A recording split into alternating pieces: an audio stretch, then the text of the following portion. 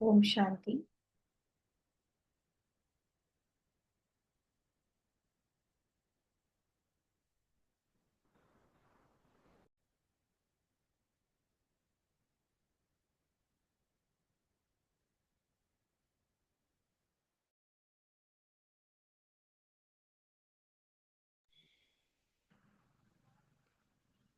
ओम शांति।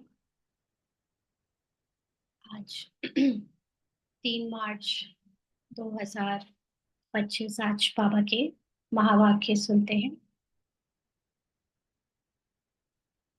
बाबा ने कहा, मीठे बच्चे, हाँ जी बाबा, इस बेहद नाटक को सदा स्मृति में रखो तो अपार खुशी रहेगी। इस नाटक में जो अच्छे पुरुषार्थी और अनन्य हैं, उनकी पूजा भी अधिक होती है। तो सबसे बड़ी बात जो बाबा के ज्ञान में है वो है नाटक की नॉलेज, बेहद के नाटक की नॉलेज।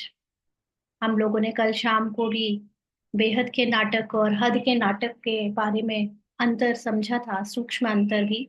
सबने अपने अपने पॉइंट्स रखे थे। तो जो ये संसार में चल रहा है ये कोई सत्य नहीं है। ये आत्मा के द्वारा बजाया गया उसके शरीर के कॉस्ट्यूम में अनेक तरह के पार्ट हैं, माना रोल है, कैरेक्टर है। अगर ये कैरेक्टर हमें कैरेक्टर ही लगे, रोल ही लगे, सत्य ना लगे, तो हमें हमेशा अपार खुशी रहेगी। क्योंकि किसी भी ड्रामा में, चाहे वो हद का ही है, उसमें भी अगर कोई 3 घंटे या कोई लंबा सीरियल भी बनाता है तो उसमें सुख और दुख दोनों चीजें दिखाई जाती हैं। और वो सुख दुख को मिलाकर, अच्छा बुराई, अच्छाई और बुराई को मिलाकर एक पूरा ड्रामा, एक कंप्लीट ड्रामा बनता है। राम और रावण यानी उसमें हीरो और विलेन दोनों की इम्पोर्टेंस होती है, तब वो एक अच्छी मूवी बनकर निकल के आती है। तो ऐसे ही ये पूरा संसार में शुरू से अंत तक हर चीज, कैरेक्टर जो भी जिसने भी प्ले किया, जो भी घटनाएं घटी, सब ड्रामा के सीन है, माना नाटक है, सत्य नहीं है। ऐसा नहीं है कि प्ले नहीं हुए, प्ले सब हुए हैं, लेकिन वो एक खेल है। खेल को जिस तरह से आजकल हम लोग देखते हैं कि एक युद्ध का मैदान बना दिया है, खेल को एंजॉय नहीं करते, खेल को एक कंपटीशन, एक बहुत एक दूसरे के प्रति भेदभाव करने वाली चीज बना दी है। वैसे ही ये नाटक को भूल जाने के कारण हम आपस में एक दूसरे के कैरेक्टर में तो है ही, एक दूसरे के प्रति कुछ भावनाएं में डिफरेंसेस, लेकिन अंदर से सत्य को भूल गए हैं।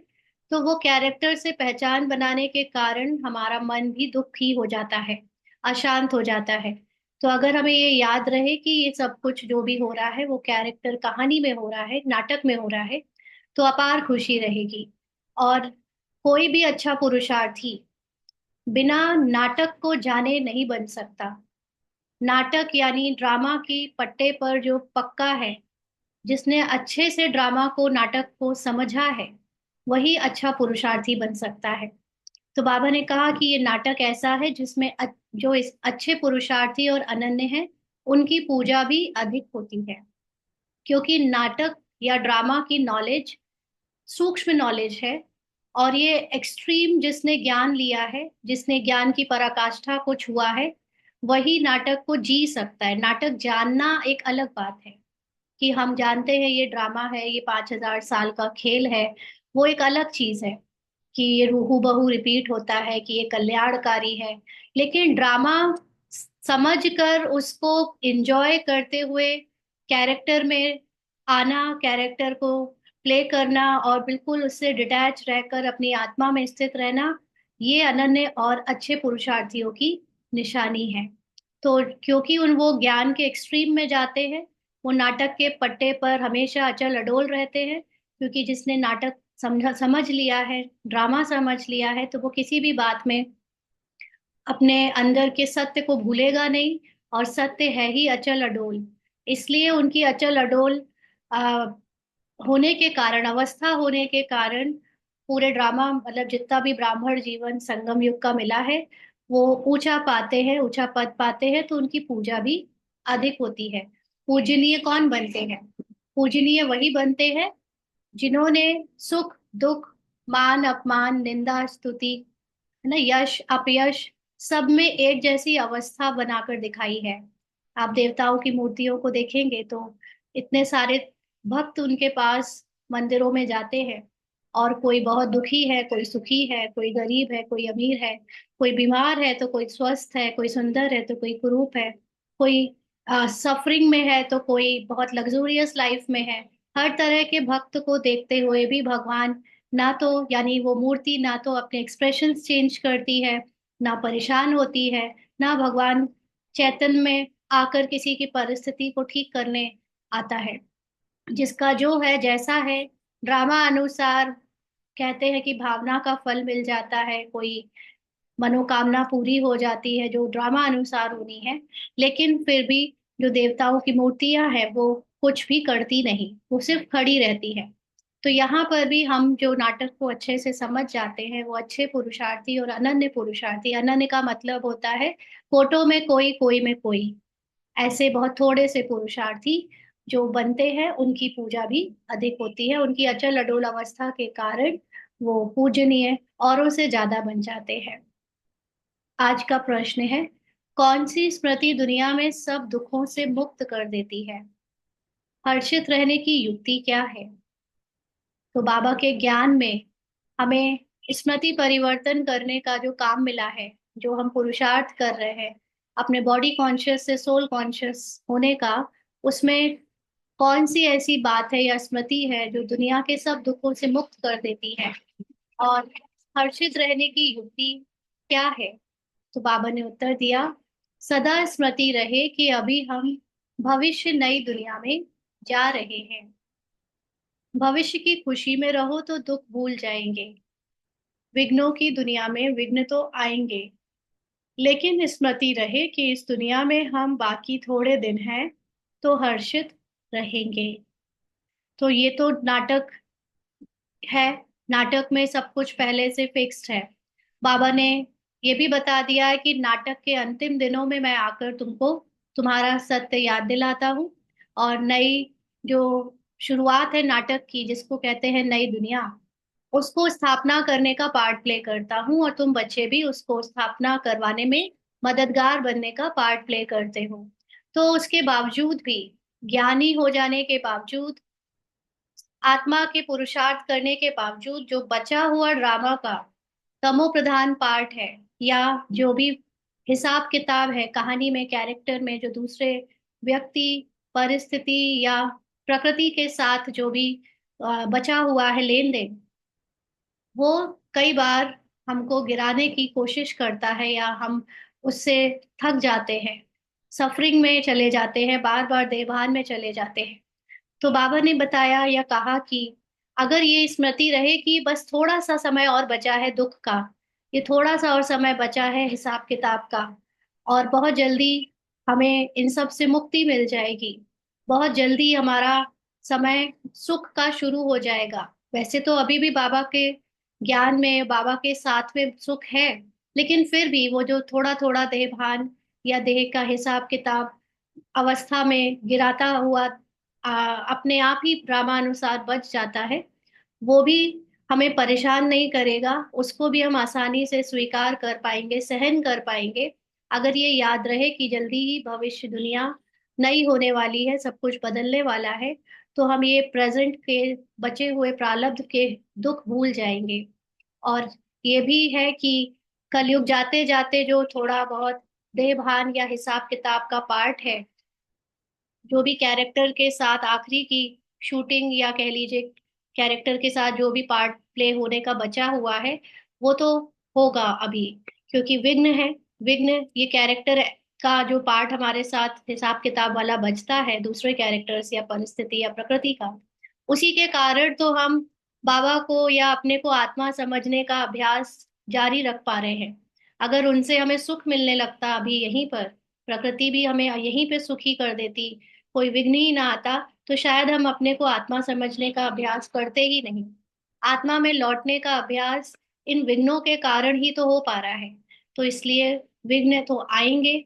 हमें बाबा बार बार आत्मा की तरफ मोड़ना चाहता है, तो ड्रामा अनुसार जो भी कैरेक्टर और लास्ट में परिस्थितियां हैं वो हमें हेल्प करेंगी आत्म अभिमानी बनने में। इसलिए ये स्मृति रहे कि अभी थोड़ा सा समय बचा है, ये विघ्नों को फेस करते करते हम आत्माभिमानी बन जाएंगे, तो हम हमेशा हर्षित रहेंगे। गीत है जाग सजनिया जाग। ओम शांति। यह गीत बड़ा अच्छा है।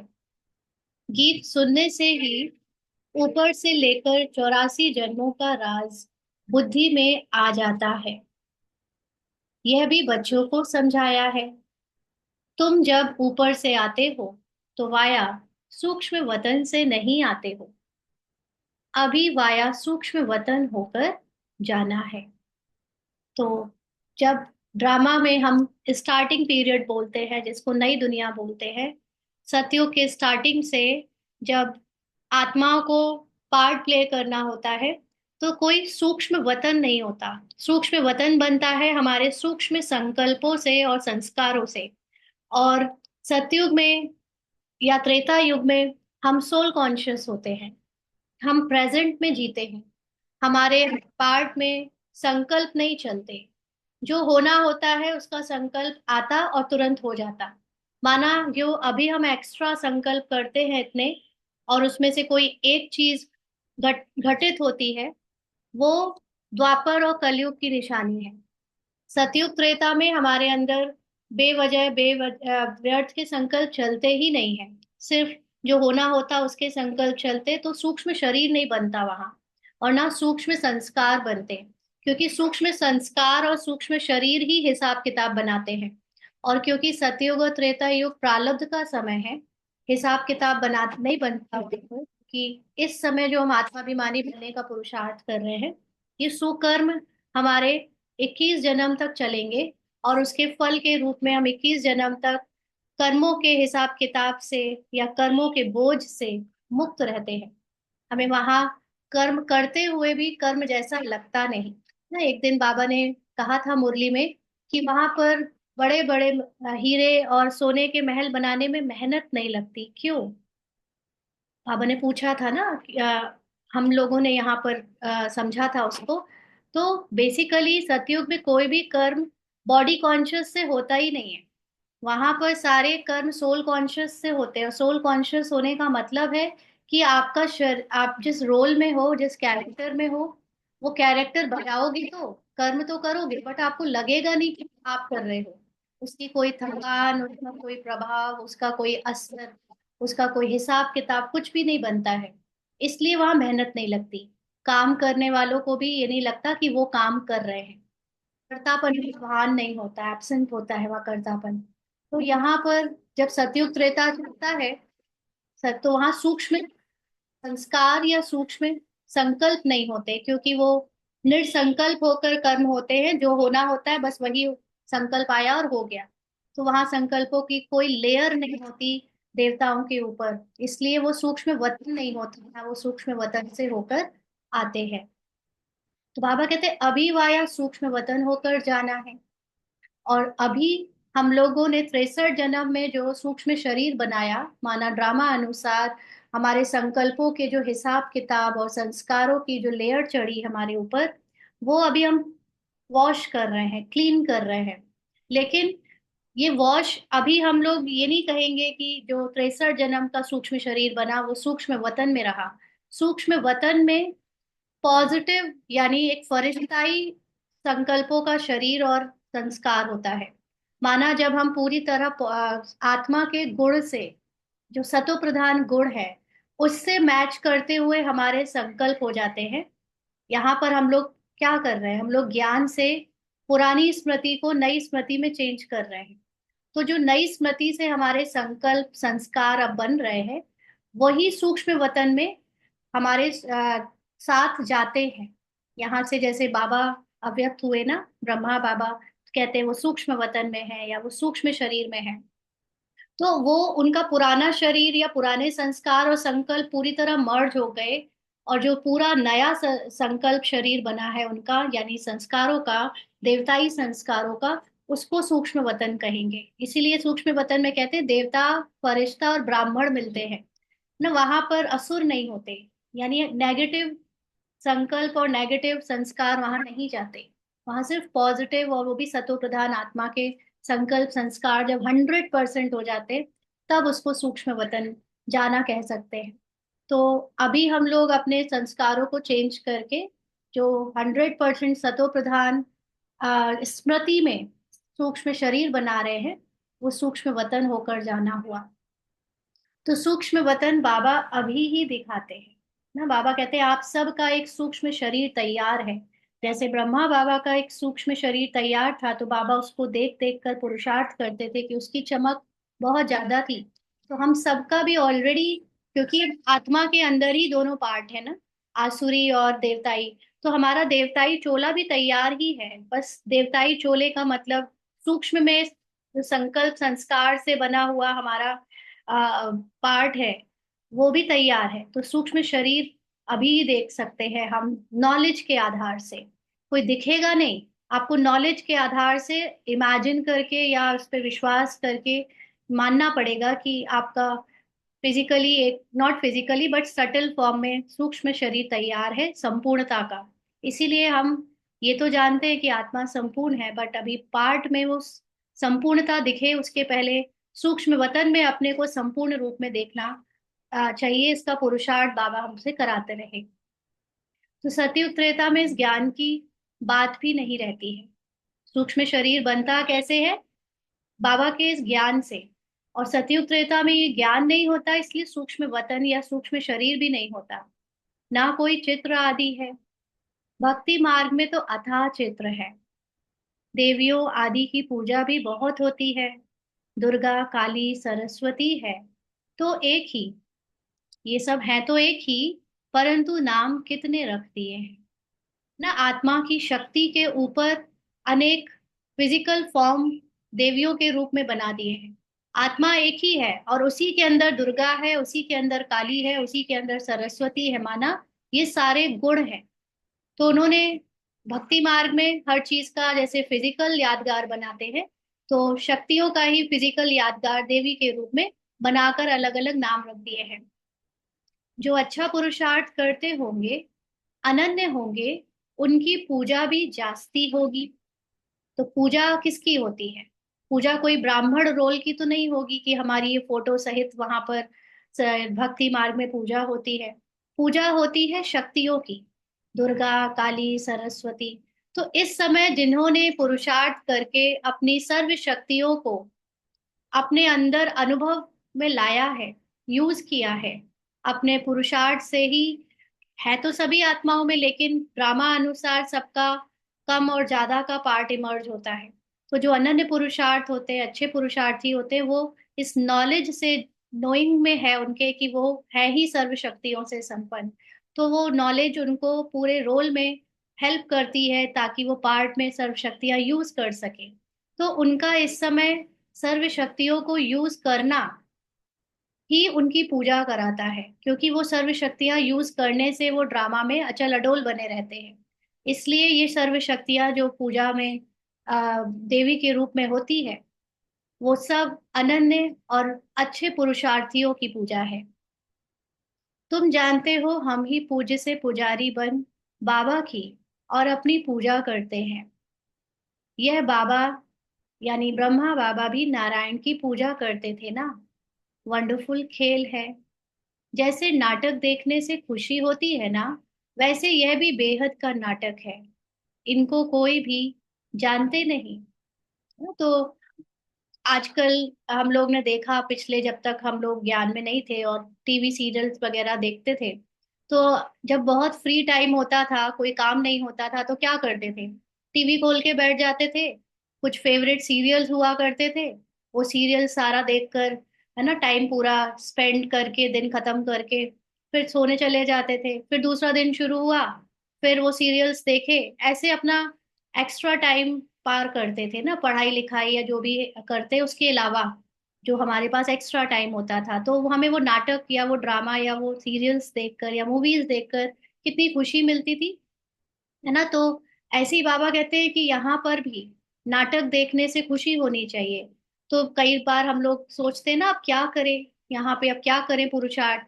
तो ये आप अंदर बैठकर जितनी भी कहानी आपके अंदर चल रही है ड्रामा की, किसी पर्टिकुलर व्यक्ति के बारे में, किसी पर्टिकुलर परिस्थिति के बारे में, या कई बार हम लोग टीवी ये न्यूज देख रहे हैं या मोबाइल में किसी की घटना देख रहे हैं, तो उसको बार बार याद करो, ये तो देखो नाटक देख रहे हैं, नाटक हो रहा है, ये बेहद का नाटक है। माना उन चीजों में ज्ञान अप्लाई करके नाटक का, या आत्मा के सत्य को देखो पीछे, ये प्रैक्टिस करनी चाहिए।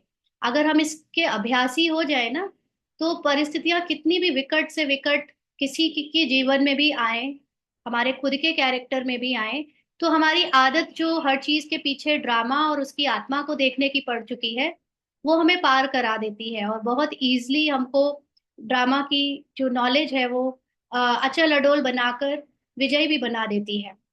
कुछ ज्यादा करना नहीं पड़ता है ना, जैसे कल समझा कि हम लोग अब कुछ ज्यादा करते नहीं, सिर्फ ज्ञान को अप्लाई करते रहते हैं हर समय।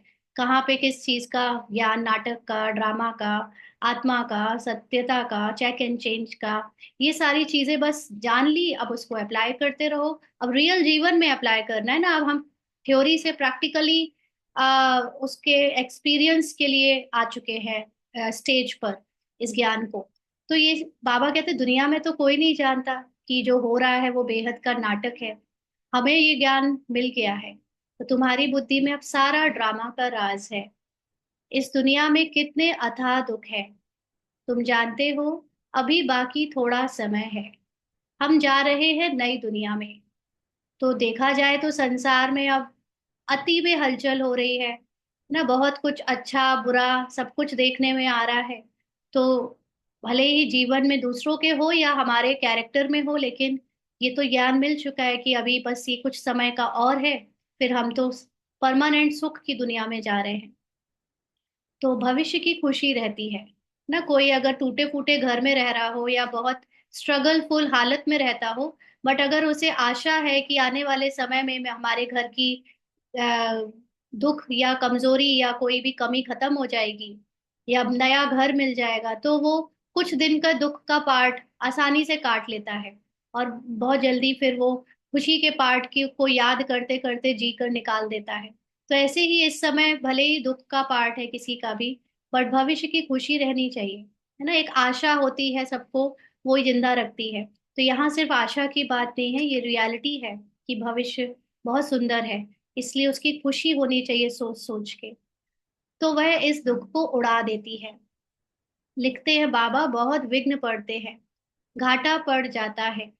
बाप कहते हैं कुछ भी विघ्न आए, आज लखपति हो, कल कखपति बन जाते हो। तुमको तो भविष्य की खुशी में रहना है ना। कभी फाइनेंशियल एकदम लॉस हो जाता है, तो भी बाबा कहते हैं तुम्हें कैरेक्टर की ऊपर अप्स एंड डाउन्स में परेशान नहीं होना है। कैरेक्टर में तो ये अप्स एंड डाउन्स लगे रहेंगे, क्योंकि कहानी ड्रामा में जैसी है वैसी होगी। बट तुम्हारे अंदर नॉलेज है कि ये ड्रामा है, नाटक है, और तुम्हारा इतना तो कैरेक्टर में पेट भर ही जाता है कि जो शरीर चल सके, बाबा का ज्ञान ले सके। तो आने वाले समय में तो सब एकदम लखपति क्या पद्मा पदम पति हो जाएंगे। तो उस भविष्य की खुशी में रहना है। यह है ही रावण की आसुरी दुनिया, चलते चलते कोई ना कोई विघ्न पड़ेगा, है ना। परीक्षाएं आएंगी तभी तो बाबा को याद करेंगे, तभी तो आत्मा में स्थित होंगे। इस दुनिया में बाकी थोड़े दिन हैं, फिर हम अथाह सुखों में जाएंगे। बाबा कहते हैं ना, कल सांवरा था, गावड़े गावड़े का छोरा था, अभी बाप हमको नॉलेज देकर गोरा बना रहे हैं। गोरा का मतलब आत्म अभिमानी बना रहे हैं। तुम जानते हो बाप बीज रूप है, सत्य है, चैतन्य है ना। बाबा बीज रूप किस चीज का है? नॉलेज से, मनुष्य का की सृष्टि का, पूरा मनुष्य का जो ड्रामा है शुरू से अंत तक, वो किसके अंदर नॉलेज के रूप में है? बाबा के। बाबा के नॉलेज से ही पूरा संसार इतना विस्तार में दिख रहा है, और बाबा की नॉलेज ही लास्ट में उस पूरे विस्तार को सार में ले जाकर खत्म कर देती है। फिर दोबारा से वो शुरू हो जाता है। तो ये सारा खेल एक नॉलेज के अंदर चल रहा है, और वो नॉलेज है ट्रुथ, और वो चैतन्य है ना। हम देखने में चैतन्य ड्रामा लगता है, एकदम रियल लगता है। तो बाबा कहते हैं उनको सुप्रीम सोल कहा जाता है। वह ऊंचते ऊंच रहने वाले हैं, पुनर्जन्म में नहीं आते हैं। हम सब जन्म मरण में आते हैं, वह रिजर्व्ड है। तो कल भी हम लोगों ने जैसे इवनिंग क्लास में समझा, परमात्मा ज्ञान है और आत्मा क्या है। आत्मा ज्ञान को लेना और भूलना, ये पार्ट बजाने वाली जो चैतन्य शक्ति है वो आत्मा है। और परमात्मा लेना भूलने वाला नहीं है, वो पुनर्जन्म में नहीं आता, वो हमेशा एक जैसा रहता है। He is always knowledgeful, ocean of knowledge. और हम ओशन से पहले बूंद बन जाते, बूंद से फिर ओशन बनते, हमारा ऐसा चलता है, यानी आत्मा का। तो उसको जन्म मरण फिजिकल फॉर्म में कह दिया। तो बाबा कहते वह रिजर्व्ड है, एक को ऐसा रखा है जो कभी भी अपनी नॉलेज से कम ज्यादा में नहीं होता, वो फिक्स्ड है एक। और हम आत्मा का पार्ट कम ज्यादा वाला होता रहता है, तो वो जन्म मरण में फिजिकल फॉर्म में दिखा दिया। उनको तो अंत में आकर सबकी सदगति करनी है। तो वो जो सुप्रीम नॉलेज है, अब तक संसार में जितनी भी लोगों ने नॉलेज बताई, उन सब में कुछ ना कुछ ना कुछ कमी जरूर रही। एंड में आकर बाबा कंप्लीट नॉलेज देता है, जिसमें सुख दुख का पार्ट और हमारे आत्मा का सत्य हमें पार्ट से अलग करके जो मिलता है, वो हमें अंत में बाबा आकर देता है। तो हमारी सदगति होती है। सदगति का मतलब हमारा नेक्स्ट फ्यूचर का जो पार्ट है वो सुधर जाता है, सतो प्रधान बन जाता है। तुम भक्ति मार्ग में जन्म जन्मांतर गाते आए हो बाबा, आप आएंगे तो हम आपके ही बनेंगे। मेरा तो एक बाबा दूसरा ना कोई, हम बाबा के साथ ही जाएंगे। यह है दुख की दुनिया, कितना गरीब है भारत। गरीब देखो, आत्मा के ज्ञान से जब भारत गरीब हो गया, भारत में कलयुग से, जो कलयुग की शुरुआत हुई तब से आध्यात्मिक शक्ति भारत की खत्म हुई। क्योंकि वो दिखाते हैं ना कि जब से मुगल शासन आया तो उन्होंने भारत की वो लाइब्रेरी जो 1 साल तक या 6 महीने तक जलती रही, वहां पर 50 लाख से ज्यादा किताबें थी अध्यात्म की और हर तरह की नॉलेज की, डीप नॉलेज थी उसमें, वो सब जला दी गई। और बहुत सारे जो ज्ञानी थे उस समय उनको जिंदा जला दिया गया। तो जब हाँ, नालंदा का, तो जब भारत के अंदर आध्यात्मिक शक्ति ड्रामा अनुसार खत्म करी कर दी गई, तो भारत की फिजिकल हालत भी बहुत खराब हो गई। भारत को फिजिकली भी उसके धन संपत्ति से खत्म कर दिया गया, लूट लूट के ले गए। तो ये भारत की फिजिकल हालत जो इतनी अच्छी होती थी, वो उनकी आध्यात्मिक आत्मिक शक्ति के बल के कारण थी। और जब वो आत्मिक बल गिर गया तो भारत की बाहर की हालत भी खराब हो गई, फिजिकल और फाइनेंशियल हालत भी खराब हो गई। अब वापस से भारत में आध्यात्मिक सशक्तिकरण हो रहा है। आप देखो अभी कितने सारे तो फॉरेनर्स दिखने वाले मनुष्य के रूप में भारत की गुरुओं से दीक्षा लेकर, कितने सारे, थोड़े बहुत नहीं, बहुत सारे, और अभी से नहीं, और कलयुग के 400-300 साल पहले से, अभी जो समय चल रहा है उसके 200-300 साल पहले से ही भी बहुत सारे इंग्लिश पीपल भी आध्यात्मिक भारत की चीजों को लेकर सशक्तिकरण अपना कर रहे हैं। तो भारत में जन जन में जैसे ही आध्यात्मिक सशक्तिकरण होता जा रहा है, भारत का फिजिकल फाइनेंशियल ग्लोरी भी बढ़ता जा रहा है, भारत का पावर बढ़ता जा रहा है। तो ये भारत जो गरीब हुआ वो उसकी आत्मिक बल की कमी की वजह से ना, इसलिए बाबा उस समय कह रहा था कि भारत गरीब है। भारत के जन जन तक पहुंचाने, अध्यात्म को पहुंचाने में ब्रह्मा कुमारी का सबसे बड़ा योगदान है ना। क्योंकि देखो गांव गांव तक बाबा अपनी सेवाएं पहुंचा रहा है। तो गांव गांव तक जिन जिन को आत्मा का ज्ञान मिल रहा है, अपनी आत्मा का पुरुषार्थ कर रहे हैं, उन सब के कंट्रीब्यूशन से आज भारत की फाइनेंशियल जीडीपी कैपिटल सब बढ़ रहा है। भारत का जीडीपी और कैपिटल सिर्फ इसलिए नहीं बढ़ रहा कि वो जो लोग नौकरी पे जाते हैं और जो टैक्स देते हैं, या जो महाकुंभ में नहा के आ गए तो उनसे बढ़ गया। एक्चुअली ये सूक्ष्म से स्थूल में आया है।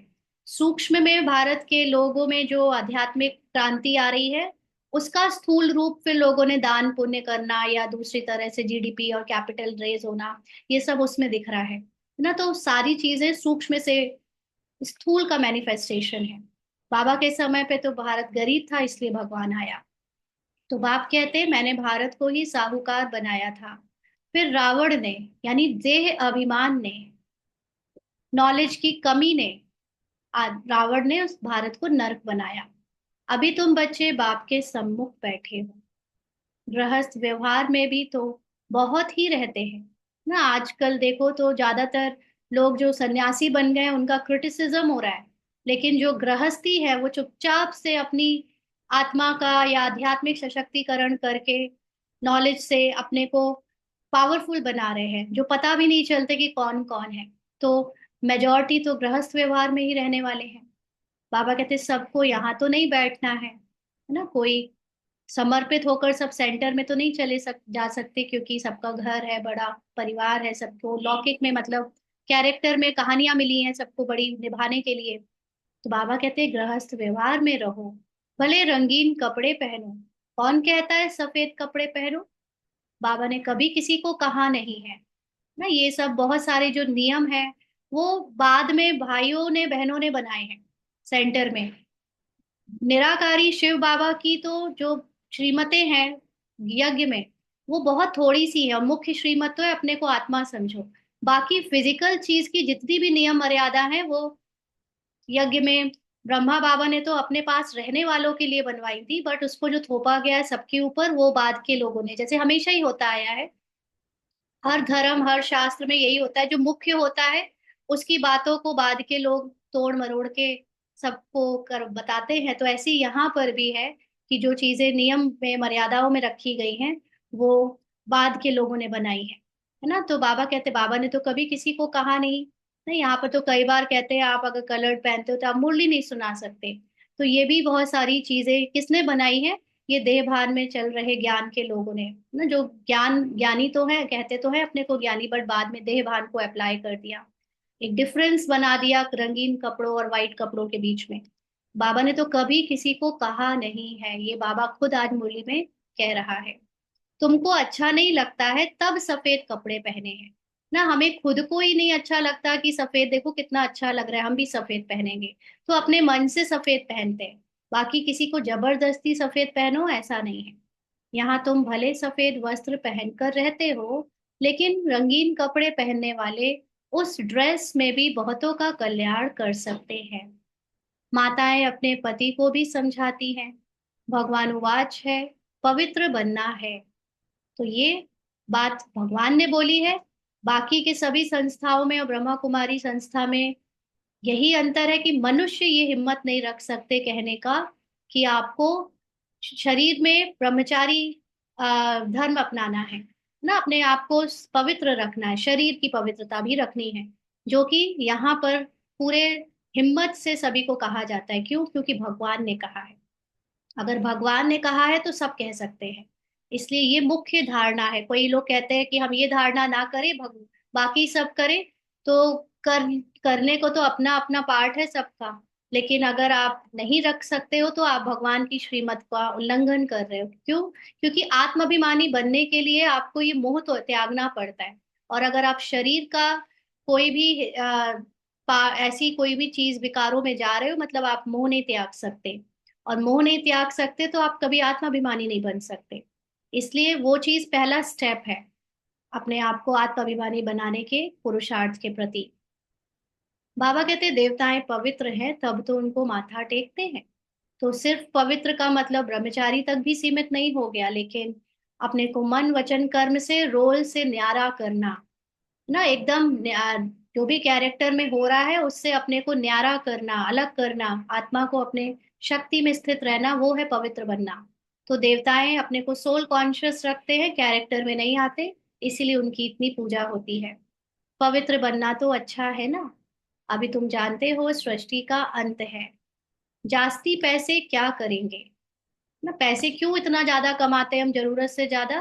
क्योंकि अटैचमेंट होती है, मोह होता है उनसे, रखेंगे तो 7 पीढ़ियों का चलेगा। तो वो पीढ़ियों से भी मोह है, धन से भी मोह हो गया, और उससे जो जमा किया है चीजें वो भी मोह में भोग में चली गई। अब जब रहना ही नहीं है तो मोह खत्म करना है ना सबसे। तो बाबा कहते हैं आजकल कितने डाके लगते हैं, रिश्वतखोरी कितनी लगी पड़ी है। यह अभी के लिए गायन है। किनकी दबी रही धूल में किनकी राजा खाए। ना। तो ये सब गायन कब का है? ये अभी का है, जो अंत में समय आ गया है। सफल होगी उसकी जो धनी के नाम खर्चे। जिसने यहाँ पर जितना सफल कर लिया, इसका मतलब सफल करने का ये नहीं होता कि हमने सब धन दे दिया तो सफल हो गया। सफल होने का मतलब है अगर आपने उनसे मोह खत्म कर दिया तो आपका सफल हुआ। अगर आपने दिया और देने के बाद आपको उसमें नाम चाहिए, अपने लिए स्पेशल ट्रीटमेंट चाहिए, और या फिर देने के बाद उस पर आपका ध्यान जा रहा है बार बार कि वो सही से यूज हो रहा है कि नहीं हो रहा है, मतलब मोह तो अभी भी उसी से लगा हुआ है, तो वो सफल नहीं होता। सफल का मतलब आपका धन से जो मोह खत्म हो जाता है, फिर वो धन चाहे आपके घर में पड़ा है, आपको मोह ही नहीं है ना, उसका सफल कहा जाता है कि उस धन ने आपके धन के लगाव को हटाने से आपके अंदर सोल कॉन्शियसनेस आ गई। तो वो जो सोल कॉन्शियसनेस आई है वो सफल हुआ है। तो बाबा कहते धनी तो अभी सम्मुख है। सबने जो धन लगाया बाबा के घर में शुरू में, उन्होंने मोह त्याग दिया उससे, तो उनका वो सफल हो गया, माना उनकी सोल कॉन्शियस बनने में मदद मिल गई। समझदार बच्चे अपना सब कुछ धनी के नाम पर सफल कर लेते हैं। तो जो कुछ भी है वो बाबा का है, चाहे वो देने में सेंटर में दिया, चाहे वो उसको किसी सेवा में लगाया, चाहे वो घर में भी पड़ा है, लेकिन वो बाबा का है। जब पूरी तरह से इस चीज को निश्चय के साथ धन को बाबा के नाम कर देते हैं, तो वो समझदार बच्चे कहलाते हैं, सफल कर लेते हैं, सोल कॉन्शियस बन जाते हैं। मनुष्य तो सब पतितों को दान करते हैं। यहाँ तो पुण्य आत्माओं का दान लेना है। पुण्य आत्मा का मतलब जो यहाँ पर आत्माभिमानी होने का पुरुषार्थ कर रहे हैं, जो बाबा के बच्चे बने हैं, केवल उनसे ही धन लेना है। जो लोग ज्ञान नहीं जानते, जो लोग कभी कभी आते हैं लेकिन सिर्फ भक्ति के भाव से आते हैं, उनसे दान नहीं लेना है, क्योंकि उनके अंदर गहरा मोह होता है और वो ज्ञानी भी नहीं होते, ना वो सोल कॉन्शियस का पुरुषार्थ कर रहे होते हैं। तो बाबा कहते हैं सिवाय ब्राह्मणों के और कोई से कनेक्शन नहीं है। ये सब किनके लिए? जो सेंटर में रहते हैं, जो लौकिक में रहते हैं, उनके लिए ये है कि वो जिससे भी लेन देन कर रहे हैं, वो बाबा दे रहा है, बाबा ले रहा है। क्योंकि आप ऐसे नहीं कर सकते कि आप रिश्तेदारियों में या दूसरी चीजों में नहीं जाओ, नहीं करो कुछ, वो तो करना पड़ता है, बट अंदर से पूरी स्मृति हो कि बाबा का ही लेन देन है सब। बाबा कहते तुम हो पुण्य आत्माएं, तुम पुण्य का ही काम करते हो। यह मकान बनाते हैं, वह भी तुम ही रहते हो। पाप की तो कोई बात नहीं। जो कुछ पैसे हैं भारत को स्वर्ग बनाने के लिए खर्च करते रहते हैं। अपने पेट को भी पट्टी बांध कर कहते, बाबा हमारी एक ईंट भी इसमें लगा दो तो वहां हमको महल मिल जाएंगे। ना, जब पूरा ज्ञान नहीं होता तो हम यही समझते हैं कि स्थूल चीज देंगे तो वो स्थूल चीज बदल कर हमको वहां मिल जाएगी। बट एक्चुअली सूक्ष्म बात इसके पीछे क्या है, कि जब आप कोई चीज लगाते हो, उससे मोह खत्म करते हो, तो आपकी आत्माभिमानी स्थिति जितनी बनती जाती है, जितनी ऊंची बनती जाती है, उतना आपको सतयुग में ऊंचा प्रालब्ध मिलती है। तो ये सूक्ष्मता में जाकर वहां प्रालब्ध बनती है। लेकिन मोटे मोटे रूप से सब समझते हैं, बट सूक्ष्मता में कई बहुत थोड़े से बच्चे समझ पाते हैं कि क्या है दान देने का मतलब। तो बाबा कहते हैं कितने समझदार बच्चे हैं। पत्थरों के एवज में सोना मिलता है, समय ही बाकी थोड़ा है। तुम कितनी सर्विस करते हो, प्रदर्शनी मेले बढ़ते जाते हैं। सिर्फ बच्चियां तीखी हो जाएं। बच्चियां क्या हो जाए? तीखी माना ज्ञान की पराकाष्ठा में चली जाए। बेहद के बाप का बनती नहीं है, मोह छोड़ती नहीं है। ना, पूरी तरह से मोह को जरूरी नहीं है कि कोई समर्पित होने के बाद भी मोह छोड़ दे। दूसरी दूसरी चीजों में मोह आ जाता है। बेहद का बाप का बनना मतलब सोल कॉन्शियस बनना। बहुत सारे हैं बाबा के बच्चे जो सोल कॉन्शियस बनते ही नहीं, सेवा कर रहे हैं, स्थूल सेवा, वाचा सेवा, भाषण की सेवा, बट सोल कॉन्शियस होकर नहीं कर रहे। ना, तो मोह है उनका, जिसकी वजह से बाबा की तरह नहीं बन पा रहे। बाप कहते हैं हमने तुमको स्वर्ग में भेजा था, अब फिर तुमको स्वर्ग के लिए तैयार कर रहे हैं। अगर श्रीमत पर चलेंगे तो उच्च पद पाएंगे। यह बातें और कोई समझा ना सके। सारा सृष्टि चक्र तुम्हारी बुद्धि में है। मूल वतन, सूक्ष्म वतन और स्थूल वतन। तो ये तीनों चीजों का ज्ञान पार्ट ड्रामा के अंदर है। तो ड्रामा के अंदर, ड्रामा को ही सृष्टि चक्र कहते हैं। तो ड्रामा के लास्ट में संगम युग में मूल वतन, सूक्ष्म और स्थूल तीनों की नॉलेज मिलती है। कि हमारी निराकारी अवस्था है मूल वतन, हमारे सूक्ष्म संकल्प और संस्कारों का जो सटल बॉडी है वो है सूक्ष्म वतन, और जो ये स्थूल पार्ट है, स्थूल भावनाएं हैं, ये सब स्थूल वतन है ना। तो ये सब अभी नॉलेज से हमें मिला है, पता पता चला है।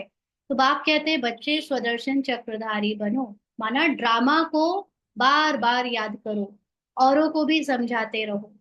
ड्रामा को याद करो और अपने सत्य को देखो कि क्या है आपका सत्य।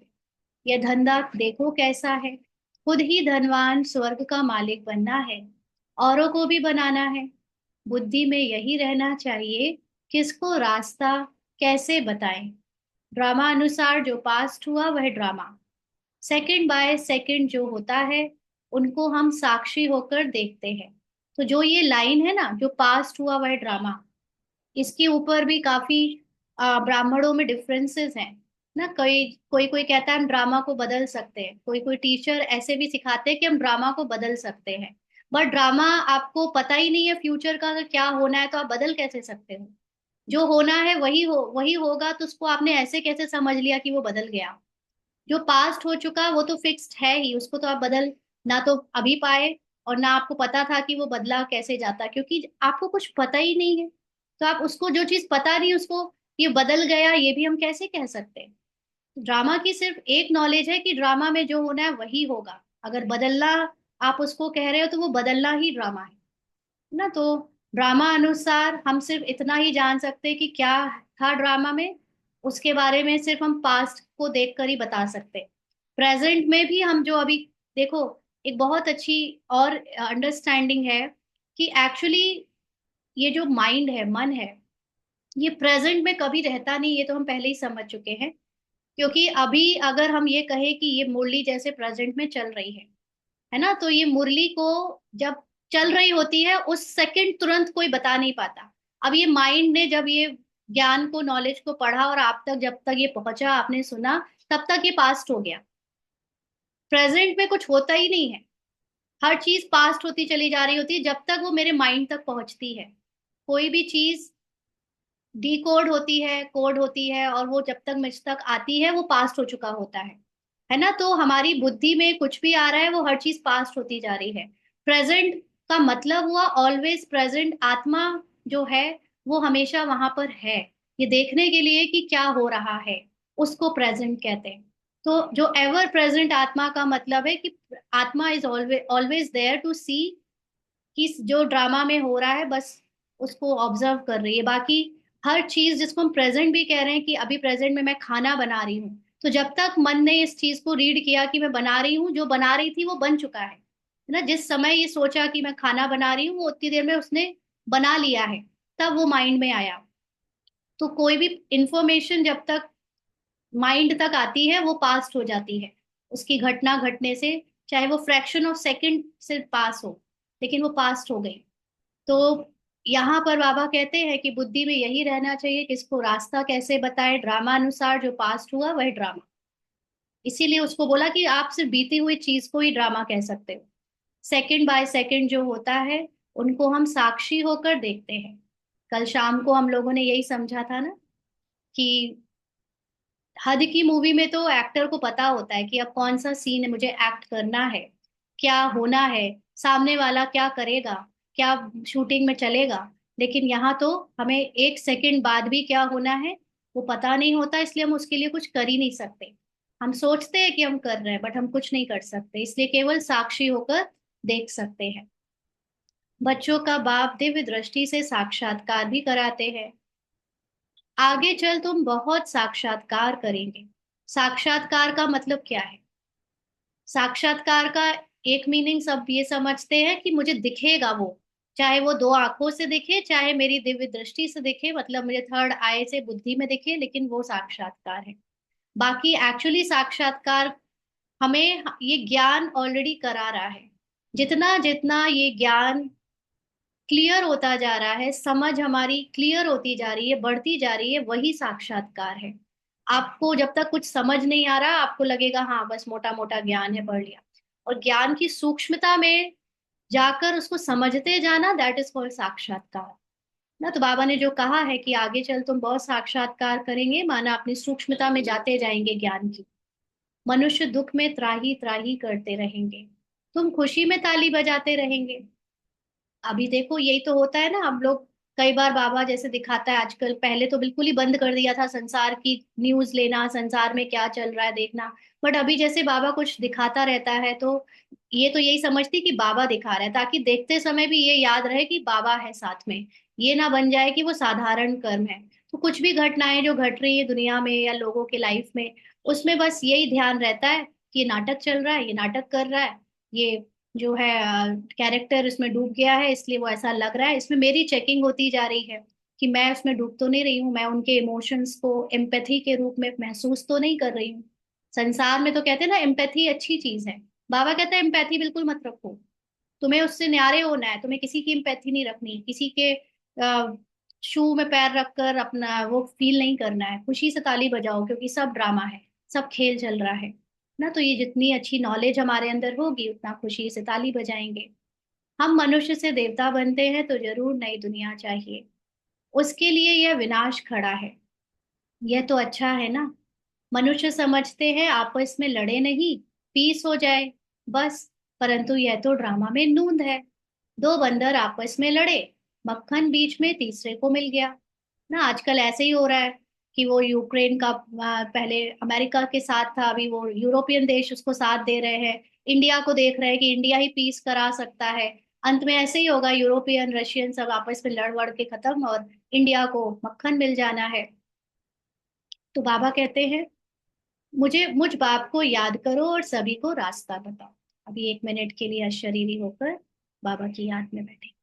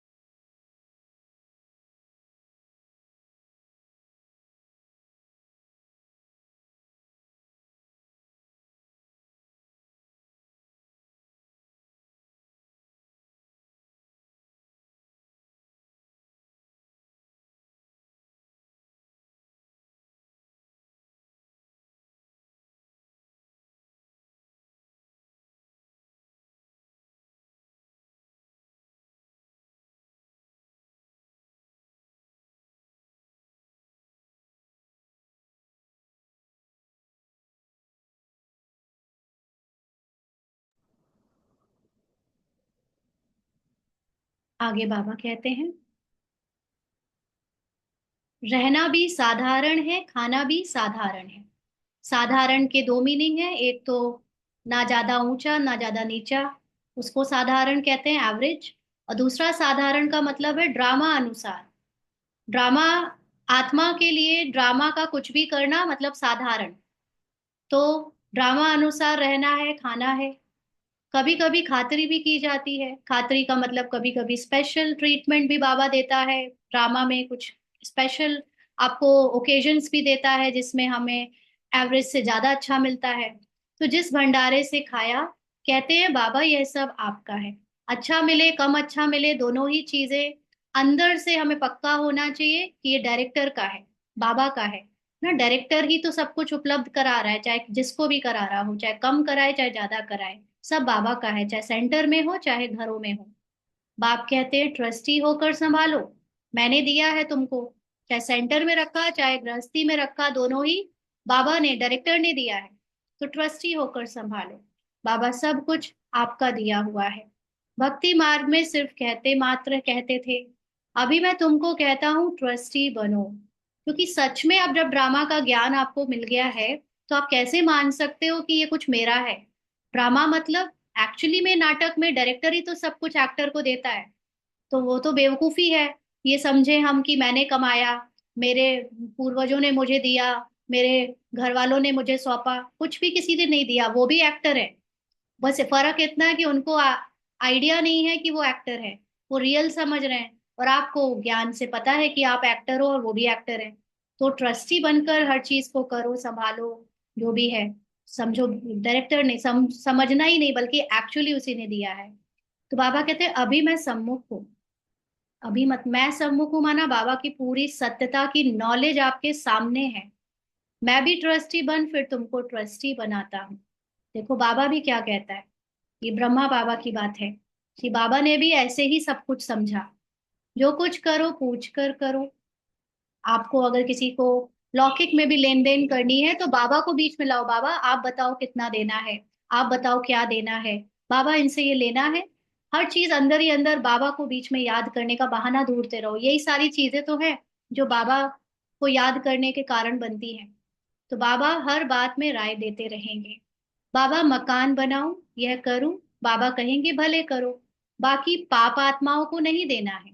पाप आत्माओं का मतलब पहले तो आप ही पाप आत्मा बन जाते हो जब आप खुद को किसी का रिलेटिव, किसी कोई पद पोजीशन वाला या कोई देह भान में का मनुष्य समझते हो ना। दूसरा कोई पाप आत्मा नहीं है।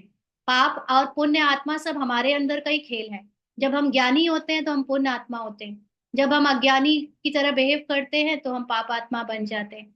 माना हम किसी के मोह में आकर नाती पोतों को दे रहे हैं या किसी के लिए गिफ्ट कर रहे हैं, वो मोह के कारण कर रहे हैं, तो ये पाप आत्मा हो गया। तो बाबा कहते हैं हमेशा सोल कॉन्शियस होकर रोल में, कैरेक्टर में जो तुमसे कराए वो करो। बाबा को साथ लेकर करो। बच्ची अगर ज्ञान में नहीं चलती है, शादी करना चाहती है तो कर ही क्या सकते हैं। बाप तो समझाते हैं तुम क्यों अपवित्र बनती हो, परंतु किसी की तकदीर में नहीं है तो पतित बन पड़ते हैं। अनेक प्रकार के केस भी होते रहते हैं। पवित्र रहते भी माया का थप्पड़ लग जाता है, खराब हो पड़ते हैं। माया बड़ी प्रबल है, वह भी कामवश हो जाते हैं। फिर कहा जाता है ड्रामा की भावी। इस घड़ी तक जो कुछ हुआ कल पहले भी हुआ था। इस घड़ी तक, क्योंकि पास्ट को ही जाना जा सकता है क्या हुआ है। फ्यूचर का एक सेकंड बाद भी क्या होना है वो किसी को नहीं पता है। इसलिए बाबा उसको जब ये कहता है कि पास्ट में जो बीता वो ड्रामा, तो कई बार ज्ञानी तू आत्मा या ब्राह्मण्स क्या कहते कि नहीं नहीं तुम करो, बदल जाएगा, पुरुषार्थ करो। तो ये ठीक है वो हमें आगे बढ़ाने के लिए, बट जब तक आपने ये नहीं जाना है कि पास्ट प्रेजेंट फ्यूचर सब कुछ ड्रामा, आप निश्चिंत नहीं हो सकते। आप समर्पण बुद्धि नहीं हो सकते। आप अचल अडोल नहीं रह सकते। ये एक्सपीरियंस से हम कह सकते हैं, क्योंकि जब तक हम भी यही समझते थे पार्ट में, रोल में, कि जो बीता बस वो ड्रामा, आगे तो हमें ही करना है ना। वो जो कर्तापन का भान था वो हर वक्त बुद्धि को, मन को विचलित करता था। क्या करें क्या नहीं करें, बाबा आप बताओ क्या। जब से ये हुआ है कि नहीं सब कुछ जो होना है वो होगा ही, उससे बुद्धि हट गई। मैं तो सिर्फ आत्मा में स्थित हूँ, मैं तो सिर्फ बाबा के साथ कंबाइंड हूँ। Then everything is happening with perfection. जो हो रहा है वो हो रहा है, मेरी स्थिति बाबा के साथ है। तभी आप समर्पण बुद्धि हो सकते हैं ना। तो यहाँ पर बाबा का इस लाइन को कहने का मतलब ये है कि आप जानते ही उतना हो जितना बीत चुका है। आप कुछ जानते ही नहीं प्रेजेंट और फ्यूचर का। प्रेजेंट तो फिर प्रेजेंट भी पास्ट ही है, जब तक आप उसको बता रहे हो वो भी पास्ट बन गया। तो नथिंग न्यू। अच्छा काम करने में विघ्न डालते हैं, नई बात नहीं। हमको तो तन मन धन से बाप को जरूर स्वर्ग बनाना, भारत को जरूर स्वर्ग बनाना है ना। भारत ऑलरेडी स्वर्ग बनने की तरफ है। कल दिखा रहे थे यमुना की सफाई शुरू हो गई है, दिल्ली के वाली यमुना में। आप सोचो 3 साल के अंदर यमुना ह्यूमन पैरामीटर्स के अंदर क्लीन हो जाएगी, आगे चलकर देवताओं के लिए बिल्कुल क्लीन हो जाएगी। कि समय अभी दिखा रहा है हमको कि हम स्वर्ग की तरफ बढ़ रहे हैं। हम खुद जैसे जैसे देवताई पने को अंदर, सोल कॉन्शियस को ला रहे हैं। भारत की हर एक चीज, जो इंफ्रास्ट्रक्चर है वो वैसा बनना शुरू हो गया है। क्लीनलीनेस, नेचर, सब कुछ वैसा होना शुरू हो गया है ना, फिजिकल फॉर्म में। तो बाबा कहते हैं सब कुछ बाप पर स्वाहा करेंगे। तुम बच्चे जानते हो हम श्रीमत पर इस भारत की रूहानी सेवा कर रहे हैं। तुम्हारी बुद्धि में है कि हम अपना राज्य फिर से स्थापन कर रहे हैं। बाप कहते हैं ये रूहानी हॉस्पिटल कम यूनिवर्सिटी 3 पैर पृथ्वी में खोल दो, जिससे मनुष्य एवर हेल्दी बने। 3 पैर पृथ्वी के भी कोई देते नहीं है ना? कहते हैं बीके जादू करेंगी, भाई बहन बनाएंगी। तुम्हारे लिए ड्रामा में युक्ति बड़ी अच्छी रखी हुई है। भाई बहन कुदृष्टि रख नहीं सकते ना। जब पवित्र बनने के लिए भगवान ने हमको चुना है तो हम किसी को भी शरीर के स्त्री और पुरुष के भान में भी देखें तो ये भी कहीं ना कहीं हो सकता है कि अंदर विकार ले आए ना। तो इसलिए उसमें सबसे पवित्र रिश्ता अभी तक जो था वो भाई बहन का था, अभी तो वो भी नहीं रह गया।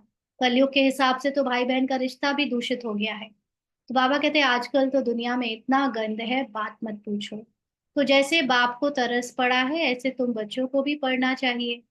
जैसे बाप नर्क को स्वर्ग बना रहे हैं ऐसे तुम रहमदिल बच्चों को भी बाप का मददगार बनना है। पैसा है तो हॉस्पिटल कम यूनिवर्सिटी खोलते जाओ, इसमें जास्ती खर्चे की तो कोई बात ही नहीं। सिर्फ चित्र रख दो।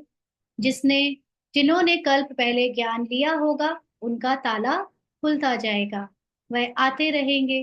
कितने बच्चे दूर दूर से आते हैं पढ़ने के लिए ना। बाबा के समय तो सिर्फ सेंटर ही एकमात्र जरिया था जहां पर पढ़ाई के लिए जाया जा सके। तो अभी तो दूर दूर मतलब पता ही नहीं है कि कौन कौन मुरली अपने घर से भी सुनता है, कौन से कंट्री कहाँ कौन बैठा है। तो बाबा ने ऐसे भी देखे हैं रात को एक गांव से आते हैं, सवेरे सेंटर पर आकर झोली भरकर जाते हैं। झोली ऐसे भी ना हो जो बहता रहे, झोली ऐसी भी ना हो जो बहता रहे। माना ज्ञान ले रहे हो लेकिन सब बहता जा रहा है, कुछ भी रुक नहीं रहा अंदर ना। इसीलिए नॉलेज को एब्जॉर्ब करना भी सीखना है। एक चीज पे रुक जाओ, उसको उसको बहुत, जब तक आपका वो एक्सपीरियंस ना बन जाए, आपके अंदर वो इतना पक्का ना हो जाए, तब तक दूसरी चीज पे मत बढ़ो। कई सारी चीजें उठाने के कारण हम सब बहा देते हैं, कुछ भी नहीं टिकता। तो बाबा कहते हैं वह फिर क्या पद पाएंगे। जो बहा देते हैं नॉलेज को, फिर वो क्या पद पाएंगे, सोल कॉन्शियस नहीं बन पाएंगे। तुम बच्चों को तो बहुत खुशी होनी चाहिए, बेहद का बाप हमको पढ़ाते हैं। बेहद का वर्षा देने यानी आत्मा का नॉलेज देने।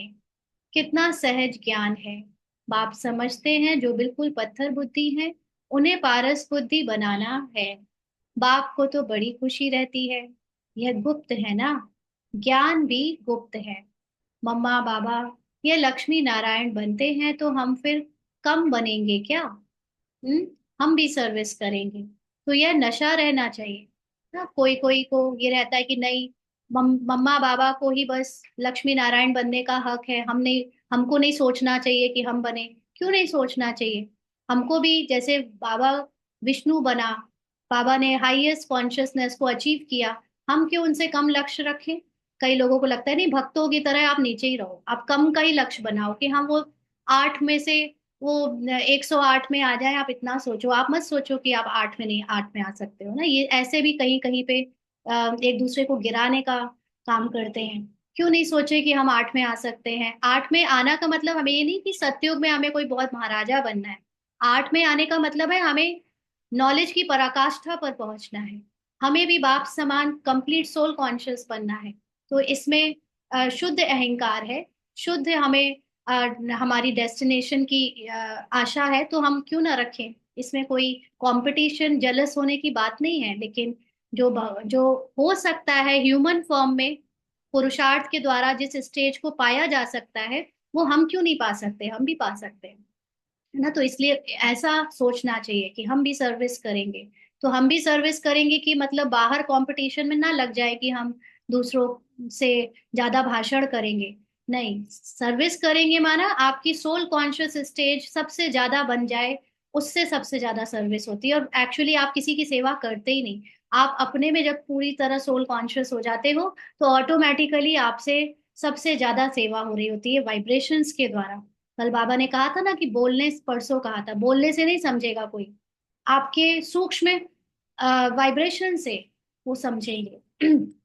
तो अब वो सर्विस करने के लिए तो हर कोई इंडिपेंडेंटली कर सकता है ना। तो ये नशा रहना चाहिए। हम अपनी राजधानी स्थापन कर रहे हैं योग बल से। अभी हम स्वर्ग के मालिक बनते हैं, वहां फिर ये ज्ञान नहीं रहेगा। यह ज्ञान अभी के लिए है। तो इसी ज्ञान से हम सूक्ष्म वतन में यानी सूक्ष्म शरीर में हाईएस्ट जो फरिश्ता एक पद है वो पाते हैं। पर फरिश्ता कोई बॉडी से सफेद रंग की लाइट चमकने वाला नहीं बन जाएंगे, लेकिन फरिश्ता मतलब आप एकदम लाइट हो जाओगे अंदर से। पूरी समर्पण बुद्धि, निश्चय बुद्धि की, कुछ मैं कर ही नहीं रहा हूँ, सब कुछ बाप ड्रामा अनुसार हो रहा है। मैं तो निराकार स्मृति में, बॉडी में रहते हुए निराकारी बिल्कुल सोल की अवस्था में स्थित हो, उसको फरिश्ता कहते हैं। उसको बॉडी का भान ही नहीं है। कर्मातीत से पहले की स्टेज है फरिश्ता। तो बाबा कहते हैं यह ज्ञान अभी के लिए है। अच्छा, मीठे मीठे सिक्की लदे बच्चों प्रति माता पिता बाप दादा का याद प्यार और गुड मॉर्निंग। रूहानी बाप की रूहानी बच्चों को नमस्ते। हम रूहानी बच्चों की रूहानी बाप दादा को याद प्यार गुड मॉर्निंग और नमस्ते बाबा। शुक्रिया, थैंक यू बाबा। धारणा के लिए मुख्य सार। पहला पॉइंट, समझदार बन अपना सब कुछ धनी के नाम कर सफल करना है। तो सब कुछ धड़ी के नाम सफल करना, ये सुनकर डर नहीं जाना कि अच्छा सब सेंटर में देना पड़ेगा तो क्या घर में हम लोग खाली बैठेंगे। इसका मतलब ये नहीं है। सब कुछ बाबा के नाम करना माना, एक्चुअली ये अंडरस्टैंडिंग है, एक ये समझ है कि सब कुछ डायरेक्टर ने ही तो दिया है, सब कुछ बाबा का ही तो है। तो बाबा को जब जो चीज अपने लिए यूज करवानी है वो कर ले, उससे मैंपन मेरापन निकल जाए। जब मैंपन मेरापन निकल जाएगा तो आप आत्माभिमानी बनने में आपको बहुत मदद मिलेगी। इसलिए दिल से बुद्धि से सब कुछ बाबा को के नाम करके ट्रस्टी बन के संभालना है। और फिर उससे मैंपन निकलने के बाद अपनी आत्मा की उन्नति करनी है। उपतितों को दान नहीं करना है, ये भी समझना है। दो चीजें, एक तो है स्थूल धन, दूसरा है ज्ञान धन। तो ज्ञान धन भी दान करने के पहले आप देखो कि क्या वो इस लायक है कि वो इस ज्ञान को समा सकता है। कई बार ज्ञान की कोई रिस्पेक्ट भी नहीं करता और हम उसको ज्ञान दे रहे होते हैं। तो ऐसे पतितों को तो ज्ञान धन बिल्कुल नहीं देना है ना। आप अपनी वाइब्रेशन से उसके लिए अच्छा सोचो, उसकी सूक्ष्मता में उसके सत्य को देखो, दैट्स इट। और बाकी स्थूल धन में भी आप में अगर मोह है और तब आप दूसरों को दे रहे हो, माना माना आप खुद भी पतित होकर उसको भी पतित बना रहे हो। आप सोल कॉन्शियस होकर जब किसी को देते हो तो उसके अंदर भी उसका बॉडी कॉन्शियसनेस टूटता है। तो दान देना भी है तो अपने को ट्रस्टी समझकर बाबा की तरफ से देते हुए देखना है। सिवाय ब्राह्मणों के और कोई से भी कनेक्शन नहीं रखना है। तो इसका मतलब ये नहीं है कि हम लोग तो अब घर गृहस्थी छोड़ दे, सिर्फ सेंटर वालों से कनेक्शन रखे। इसको गलत नहीं लें, शुरू में ऐसे ही हुआ था, इसको लगता था मतलब इसने एक्चुअली में घर वालों से पूरा कनेक्शन खत्म कर दिया था। रहती थी घर में बट किसी से कोई लगाव नहीं, किसी के सुख दुख में कोई वो नहीं, सिर्फ सेंटर सेंटर सेंटर। फिर सेंटर से जब देखा कि वहां पर वो लोग अपने उस ऑरा के अंदर किसी को घुसने नहीं देते, तो बाबा से इसको यही हुआ कि ये वो परिवार भी अपना नहीं लग रहा, क्योंकि वो लोग आप जब तक उनसे नीचे हो, आपको ऐसा फील हो रहा करवा रहे हो, आप उनकी भक्ति जैसा कर रहे हो, तब तक तो वो आपको अपना मानते हैं। जहां से आपने सेवाओं में आगे बढ़े, आपका नाम होना शुरू हो गया, या आपको थोड़ा सा भी कुछ स्ट्रेंथ मिली, आप ताकतवर बने, शक्तिशाली बने, तो वो आपको घिचकियाव कर देते हैं, है ना। तो इसका मतलब ये नहीं कि फिर हम उनके वजह से वहां ना यहाँ के रहे ना वहां के रहें। तब बाबा ने सूक्ष्म ज्ञान दिया कि जो तुम्हारे घर में जो भी तुम जिनके पास हो, उनकी सेवा करना ही उनको ज्ञान देना है। राइट, है ना। ऐसा एक्सपीरियंस किया होगा, जो जो सेवाओं में आगे बढ़े उन्होंने एक्सपीरियंस किया होगा। जो जो सेवाओं में पहुंचे नहीं ज्यादा, जिन्होंने केवल स्थूल सेवा तक पार्ट बजाया कि आप सफाई कर दो जी, आप कपड़े धो दो जी, आप बर्तन धो दो जी, जब तक आप ये कर रहे हो वो आपको बहुत प्यार करेंगे। जहां से ज्ञान में आप आगे बढ़े और आपने सेवाओं में थोड़ा आपका नाम होना शुरू हो गया, वो फिर पसंद नहीं आता किसी को वहां सेंटर में, है ना। तो ब्राह्मणों के का मतलब है दिल से जो रिश्ता रखना है। रिश्ता तो हमें किसी से भी नहीं रखना है एक्चुअली, लेकिन कनेक्शन का मतलब है कि जो ज्ञान की लेन देन करनी है वो सिर्फ ब्राह्मणों से करनी है। बाकी तो हम एज अ सेवा हम सबकी कर रहे हैं, जो भी पार्ट में बची हुई प्रारब्ध है वो चुका रहे हैं ना। तो उसको सोल कॉन्शियसनेस से चुकाना है, बाकी ज्ञान की लेन देन सिर्फ ब्राह्मणों से करनी है। दूसरा है बुद्धि रूपी झोली में कोई ऐसा छेद ना हो जो ज्ञान बहता रहे। ऐसा ना हो कि बुद्धि कहीं और भी लगी है, यहाँ से हम नॉलेज ले रहे हैं और थोड़ी देर में सब बह गई, कुछ बैठा ही नहीं, अब्जॉर्व ही नहीं हुआ, समझ ही नहीं आया। बेहद का बाप बेहद का वर्षा देने के लिए पढ़ा रहे हैं, इस गुप्त खुशी में रहना है, बाप समान रहम दिल बनना है। आज का वरदान है, संपन्नता द्वारा संतुष्टता का अनुभव करने वाले सदा हर्षित विजयी भव। संपन्नता द्वारा संतुष्टता का अनुभव करने वाले सदा हर्षित विजयी भव। जो सर्व खजानों से संपन्न है वही सदा संतुष्ट है। तो सर्व खजानों से संतुष्ट या संपन्न कौन होगा? जो अपनी आत्मा में स्थित है, जो सिर्फ आत्मा को देखता है, जो अपने सत्य को देखता है, रोल को नहीं देखता। रोल में तो बहुत सारी कमियां हैं, क्योंकि सब रोल 64 पूरे 63 जन्म के 84 जन्मों में हर चीज किसी रोल में कम मिली है, किसी रोल में ज्यादा मिली है, तो उसमें तो आप संपन्न नहीं हो सकते। लेकिन जो आत्मा का सत्य है उसमें आप संपूर्ण हो। उस खजानों में, उनके खजानों में रमण करना माना सदा संतुष्ट रहना। तो संतुष्टता अर्थात संपन्नता। जैसे बाप संपन्न है, इसलिए महिमा में सागर शब्द कहते हैं। बाबा को आज सागर क्यों कहते हैं ये भी क्लियर कर दिया, क्योंकि बाबा कभी अपने को कम नहीं समझता, संपन्न कंप्लीट समझता है, एब्सोल्यूट फॉर्म में देखता है। इसीलिए वो अपने को सागर कहता है, या उसकी महिमा में हम उसको सागर कहते हैं। ऐसे आप बच्चे भी मास्टर सागर अर्थात संपन्न बनो।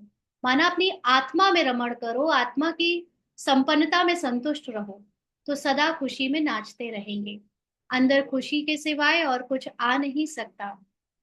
स्वयं संपन्न होने के कारण किसी से भी तंग नहीं होंगे। किसी भी प्रकार की उलझन या विघ्न एक खेल अनुभव होगा। समस्या मनोरंजन का साधन बन जाएंगी। निश्चय बुद्धि होने के कारण सदा हर्षित और विजयी होंगे। तो निश्चय बुद्धि का मतलब मैं हूं ही संपूर्ण, मैं हूं ही संपन्न और समर्थ। जिसको इस बात का निश्चय है वो सदा हर्षित रहेगा, और वो तो विजयी हुआ पड़ा है, क्योंकि अभी वो जिस बात पे निश्चय करके पुरुषार्थ कर रहा है वो एक्चुअली उसका ट्रुथ है। और ट्रुथ में जीना माना विजयी होना। स्लोगन है, नाजुक परिस्थितियों से घबराओ नहीं, उनसे पाठ पढ़कर स्वयं को परिपक्व बनाओ।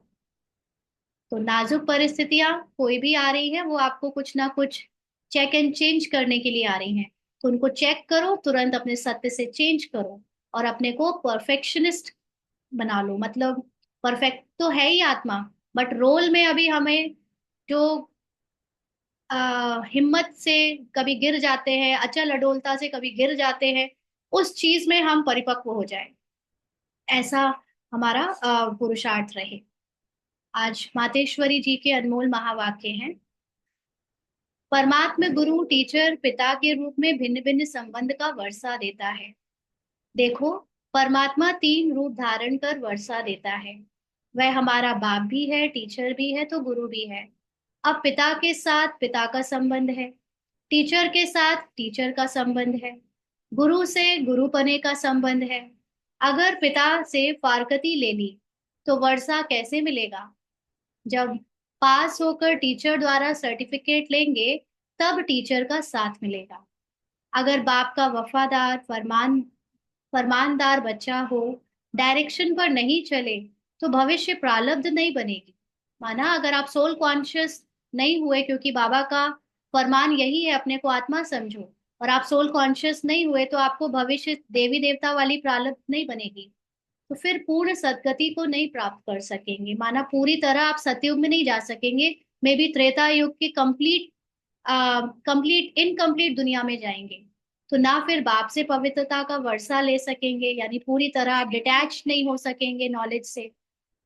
तो परमात्मा की प्रतिज्ञा है, अगर तुम तीव्र पुरुषार्थ करोगे तो तुमको 100 गुना फायदा दे दूंगा। अगर तुम अपनी आत्मा में स्थित होने का बहुत फास्ट और बहुत तेजी से पुरुषार्थ करोगे, तो बाबा तुमको बहुत जल्दी सोल कॉन्शियस बना देगा। सिर्फ कहने मात्र नहीं, उनके साथ संबंध भी गहरा चाहिए। अर्जुन को भी हुक्म किया था कि सबको मारो, निरंतर मेरे को याद करो। परमात्मा तो समर्थ है, सर्वशक्तिवान है, वो अपने वायदे को अवश्य निभाएगा।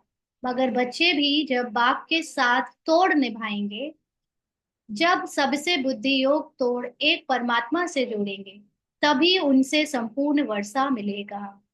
तो जो नॉलेज है, जो जिस कोई कोई कहता है ना समझ में नहीं आती, उसका कारण है कि आपने अभी दूसरे लोगों से, मनुष्यों से बुद्धि नहीं हटाई है, मनुष्यों से आपका लगाव नहीं हटा है। वो मनुष्य चाहे ब्राह्मण में ही क्यों ना हो, सेवाधारी ही क्यों ना हो, चाहे वो सेंटर की बहने भाई ही क्यों ना हो, जब तक आप कंप्लीट निराकार रूप में निराकार परमात्मा के साथ संबंध नहीं जोड़ोगे, तब तक आपको कंप्लीट नॉलेज नहीं मिल सकती, संपूर्ण वर्षा नहीं मिल सकता। अगर आपको ये लगता है कि कोई निमित्त के द्वारा मिलेगा तभी हम करेंगे, तो भी आप पूरा नहीं ले पाओगे, क्योंकि ये नॉलेज जितनी सूक्ष्मता में कंप्लीट होती है, वही आपको उस सूक्ष्म आत्मा की स्थिति तक पहुंचा सकती है। और अगर आप किसी मनुष्य से ही नॉलेज लेते रहोगे ला, तो आप इनकम्प्लीट नॉलेज में ही रहोगे। कंप्लीट नॉलेज लेने के लिए आपको बाबा के साथ डायरेक्ट कनेक्शन होगा, तब बाबा आपको वो कंप्लीट नॉलेज देगा आपकी अनुभव से। इसीलिए बहुत सारी चीजें ऐसी है जो कोई अनुभव कर लेता है खुद को, बट दूसरों को नहीं बता सकता, क्योंकि वो अनुभव होने पर ही जानी जा सकती है।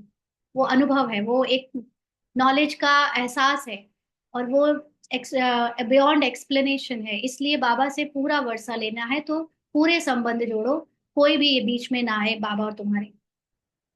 आज के अव्यक्त इशारे हैं, सत्यता और सभ्यता रूपी कल्चर को अपनाओ। सत्यता और सभ्यता रूपी कल्चर को अपनाओ, तो जोश में आकर यदि कोई सत्य को सिद्ध करता है, यानी कुछ फिजिकली आप उसको जोर देकर सिद्ध करते हो, तो जरूर उसमें कुछ ना कुछ असत्यता समाई हुई है ना। इवन आप वर्ड से भी अगर सिद्ध कर रहे हो तो असत्यता है। जैसे अभी कहा ना कि जो बाबा की कंप्लीट नॉलेज है वो बियॉन्ड वर्ड्स है। अगर आपने कुछ वर्ड्स में आकर समझाने की कोशिश करी तो आप नहीं समझा सकते, क्योंकि समझने वाले तो पत्थर बुद्धि है, चाहे वो ब्राह्मण ही क्यों ना है ना। आपको जो पता चला है वो अपने अंदर तक साइलेंस में रखा जा सकता है, उसको एक्सप्लेन नहीं किया जा सकता। तो आप सत्य को अपनी स्थिति से एक्सप्लेन कर सकते हो, समझा के एक्सप्लेन नहीं कर सकते। तो कई बच्चों की भाषा हो गई है, मैं बिल्कुल सच बोलता हूँ, 100% सत्य बोलता हूँ, लेकिन सत्य को सिद्ध करने की आवश्यकता नहीं है। सत्य ऐसा सूर्य है जो छिप नहीं सकता। जो भी संसार में एक्चुअली में सोल कॉन्शियस हो रहा है वो अपने आप इमर्ज हो जाएगा, उसको कोई रोक नहीं पाएगा, चाहे कितनी भी दीवारें कोई आगे लाए। लेकिन सत्यता का प्रकाश कभी छिप नहीं सकता। सभ्यता पूर्वक बोल, सभ्यता पूर्वक चलन, इसमें ही सफलता होती है। क्योंकि अगर हमने असभ्यता से किसी को प्रूव करने की कोशिश करी, मुझे पता है क्या होता है आत्मा, मुझे पता है आत्मा का ज्ञान क्या होता है, तो फिर वो आपने जो बोलने में इतनी एनर्जी वेस्ट करी ना, वो आपको अपनी सत्य से दूर ले गई। आप उतनी देर तक आत्माभिमानी होने के साइलेंस में स्थित नहीं रहे, तो आपको सफलता ही नहीं मिल पाएगी आपकी कंप्लीट सोल कॉन्शियस स्थिति की। इसलिए जैसे जैसे कोई सोल कॉन्शियस होता जाता है, वो शब्दों से परे होता जाता है, वो समझाने से परे होता जाता है। वो सिर्फ उसकी चाल चलन और स्थिति से ही पता चलता है कि इनको सत्य ज्ञान मिल गया है, इनको सत्यता का साक्षात्कार हो गया है। और उसी में सफलता है, अपनी सोल कॉन्शियस स्थिति होना ही सफलता है। किसी और को समझा लेने में कोई सफलता नहीं है, क्योंकि वो शब्दों में जो समझाया वो असत्य ही समझाया। अच्छा, ओम शांति। चलिए, आज के पॉइंट सुनेंगे। जी, श्रद्धा दीदी। ओम शांति। बाबा कहते हैं कि देवी केवल एक है, लेकिन अलग अलग संस्कारों और गुणों के कारण उनके अलग अलग नाम से पहचान बन गई है। तो इसलिए शक्तियों की जो पूजा होती है, तो वो उनके जो उनके अनन्य संस्कार होते हैं। मतलब वो संस्कार जो कि अ, कभी मतलब किसी में होते हैं, करोड़ों में कोटों में होते हैं, किसी के संग वो संस्कार होते हैं, उसके कारण उनकी पूजा होती है। ठीक है, उषा दीदी। ओम शांति में आज बाबा ने साक्षात्कार का जो कंसेप्ट समझाया बहुत छू गया कि जब भी ज्ञान की हमें सूक्ष्मता जो समझ में आती है, धारणा में आती है, ये साक्षात्कार है। ये और एम्पैथी का जो आपने आज समझ दिया, वो भी थैंक यू, उसके लिए भी थैंक यू बाबा। अच्छे से मतलब ये समझ आ गई क्या है। अच्छा, और बताएंगे।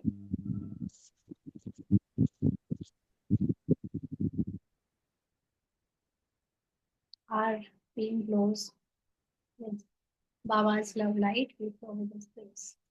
और किसी को सुनाना है पॉइंट्स?